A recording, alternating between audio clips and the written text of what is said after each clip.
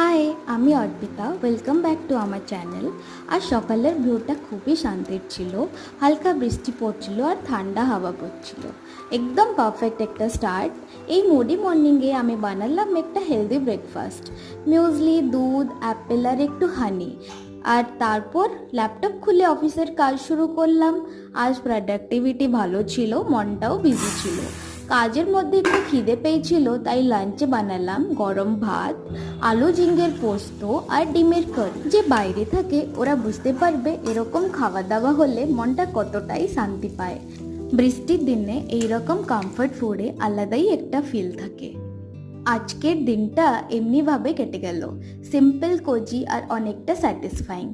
Next ব্লগে এবার দেখা হবে। ভালো থাকো, বাই।